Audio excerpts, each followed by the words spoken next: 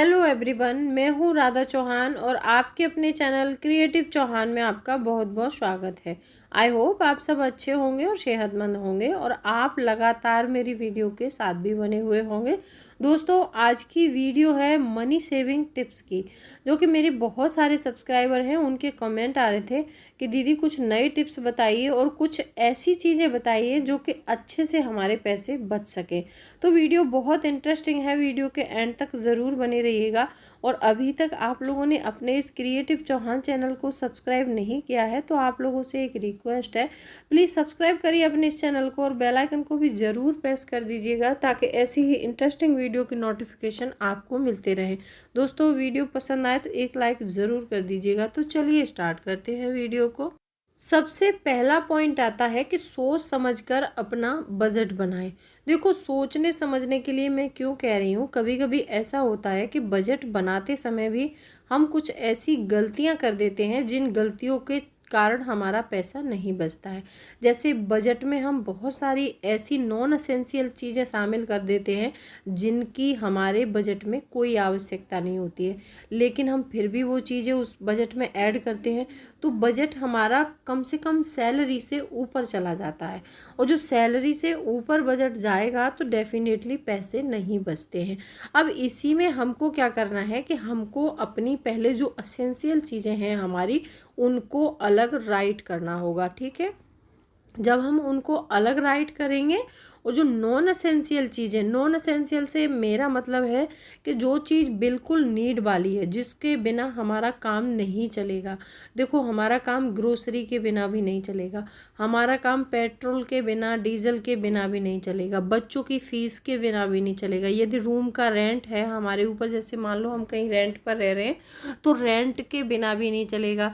बच्चे की tuition fees भी नहीं जाएगी तो भी नहीं चलेगा। और हमें जो हमारे कपड़े वगैरह होते हैं थोड़े, जो डेली रोज़ के हैं, और जो हमारी कुछ ऐसी चीज़ें हैं जो कि बहुत ज़रूरी हैं हमारे घर में, जैसे गैस हो गया, हमारे घर की ग्रोसरी हो गई, ये सारी चीज़ें असेंशियल चीज़ें हैं। वेज, फ्रूट, दूध, ये डेली रोज़ में, मतलब डेली रोज़मर्रा में यूज़ करने वाली चीज़ें हैं। अगर ये चीज़ हम नहीं खरीदेंगे तो हमारा काम नहीं चलेगा।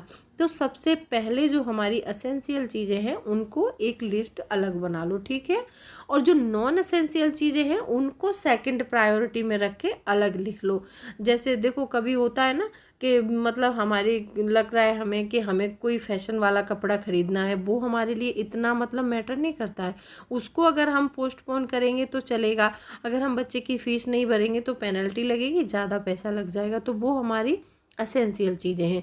अब जैसे हमारे कुछ कपड़े हो गए, कुछ ऐसे पिज़्ज़ा, बर्गर, और ये मूवी देखने जाना, और ये बहुत सारे ऐसे नॉन एसेंशियल खर्चे हैं जिनको लेकिन हम डेली में, रोज़मर्रा में करते रहते हैं, और ये सोचते नहीं हैं कि मतलब इन खर्चों को अगर हम कट कर लें, 1 महीने 2 महीने करके देखें, यदि हमारा पैसा बच रहा है तो आगे भी हम कंटिन्यू कर सकते हैं इनको। तो ये सारी नॉन एसेंशियल चीज़ों को अलग लिखना है। जो चीज़ें पोस्टपोन हो सकती हैं, जिनको मतलब आज हम नहीं खरीदेंगे, अगर 2 महीने बाद भी खरीदेंगे तो भी काम चलेगा, जो ऐसी चीज़ें हैं उनको अलग प्रायोरिटी में रखो। जो हमारी नीड वाली चीज़ें हैं उनको अलग प्रायोरिटी में रख के उनका एक अच्छा सा बजट बना लो, ठीक है। जब आपने बजट बना लिया और आपको पता चला कि कौन सी चीज़ें एसेंशियल हैं, कौन सी नॉन एसेंशियल, तो उसी के आधार पर आप अपने पैसे का भी बजट बनाओ। जो सैलरी आई है ना, जो सामान हमने जितना लिखा है वो कितने बजट में आ सकता है, वो उसमें उतना ही पैसा अलग इन्वेलप में उसके लिए डालो। और जो नॉन एसेंशियल चीज़ें हैं उनके लिए आप थोड़ी थोड़ी सेविंग करते रहेंगे तो वो हर महीने आपके खर्चे आपको पता भी नहीं चलेंगे, और आप उनको महीने 2 महीने के बाद आसानी से पूरा कर सकते हैं।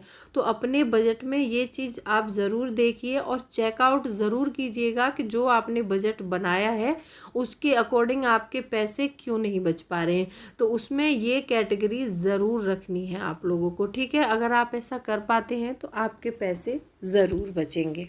दूसरा पॉइंट आता है कि हर समय खर्चे के बारे में सोचना। बहुत सी लेडीज़ें और बहुत से जेंट्सों को मैंने देखा है कि वो हर टाइम खर्चों के बारे में सोचते रहते हैं कि मुझे ये खरीदना है, मुझे वो सामान खरीदना है, मुझे ये लाना था, मुझे वो लाना था।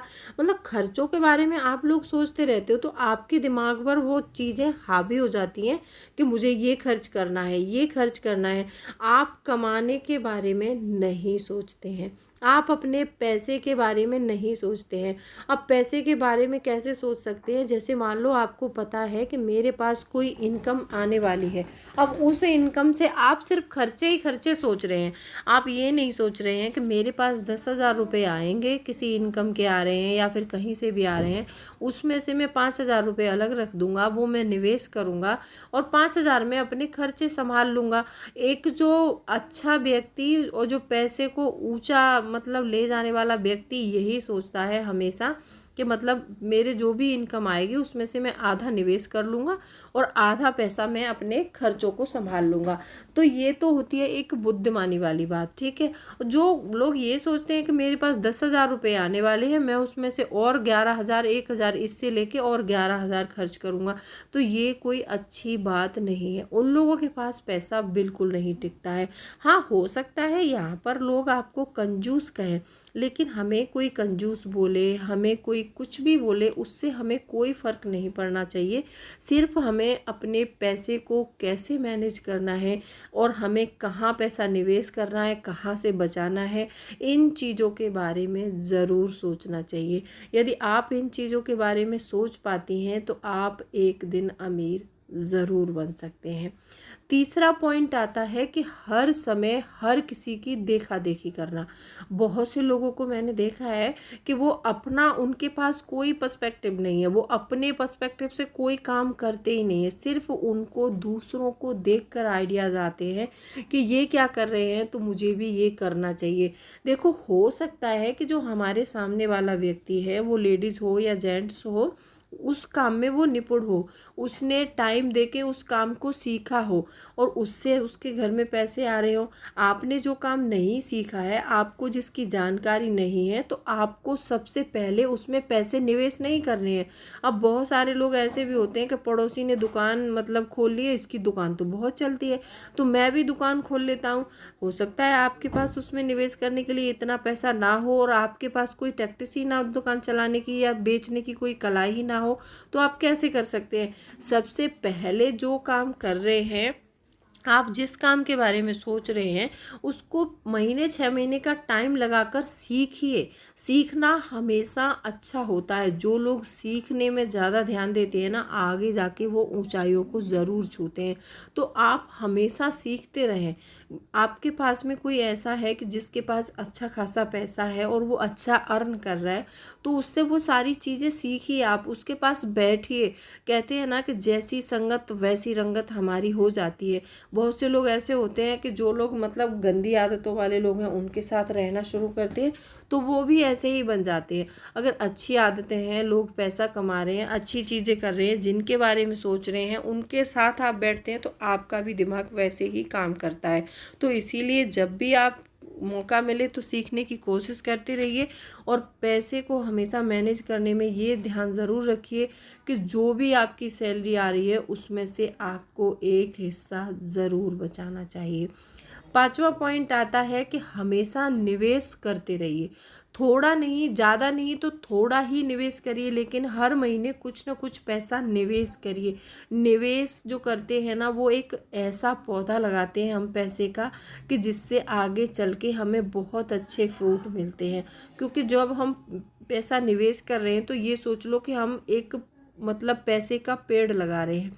अब आगे जब उसकी छांव होगी तो हम भी बैठेंगे, हमारे बच्चे भी बैठेंगे, और उसमें बच्चे बैठे ना बैठे उसका कोई मतलब नहीं है। हमारी लाइफ के लिए निवेश करना बहुत ज़रूरी है।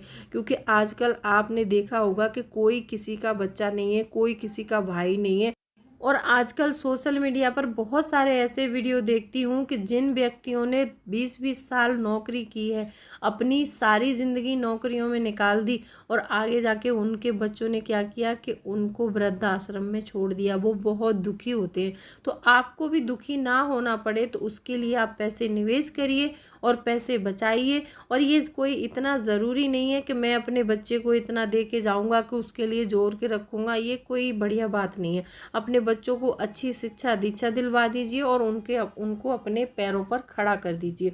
और आपका पैसा आपकी जिम्मेदारी है और आपको बचाना है उस पैसे को।